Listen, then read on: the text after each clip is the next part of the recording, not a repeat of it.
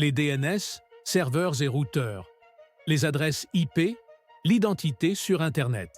Il en existe deux types. Les IPv4 sont les plus courantes. Les adresses en IPv6 sont plus modernes et un plus grand nombre est disponible.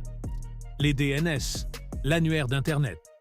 Les DNS traduisent les noms de domaine des sites en adresse IP.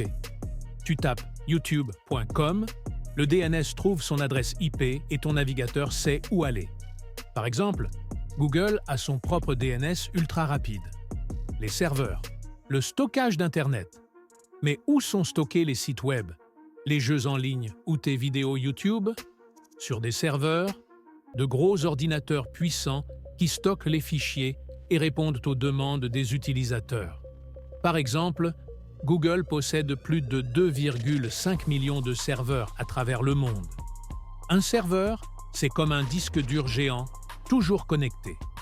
Les routeurs, les chefs d'orchestre d'Internet. Les routeurs font transiter les données entre ton appareil et les serveurs. Il en existe plusieurs types, utilisés dans différents contextes. Les routeurs domestiques. Ta box Internet est un routeur qui connecte tes appareils à Internet.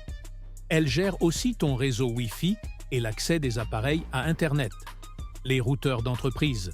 Plus puissants, ils gèrent plusieurs connexions simultanées, sécurisent le réseau et optimisent le trafic. Par exemple, un routeur dans une grande entreprise peut gérer des centaines d'ordinateurs. Les routeurs de data center et FAI, ces routeurs gigantesques appartiennent aux fournisseurs d'accès Internet et aux grands centres de données. Ils dirigent le trafic Internet mondial et assurent la connexion entre différents réseaux. Les routeurs mobiles, petits et portables, ils utilisent une carte SIM pour offrir une connexion 4G, 5G, comme un partage de connexion, mais en plus puissant. Tous ces routeurs font la même chose.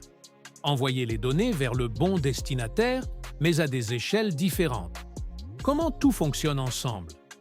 Quand tu tapes google.com, ton routeur envoie la requête au serveur DNS. Le DNS trouve l'IP et la renvoie. Ton routeur l'envoie au serveur Google, qui répond avec la page web. Ton routeur récupère la page et l'affiche sur ton écran. En résumé, un serveur est un fournisseur d'informations et services, et un routeur est un intermédiaire qui gère et oriente les connexions entre réseaux. Tout est une question d'acheminement intelligent des données.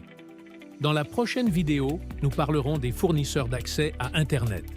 Abonne-toi pour plus de vidéos et partage si tu as appris un truc aujourd'hui.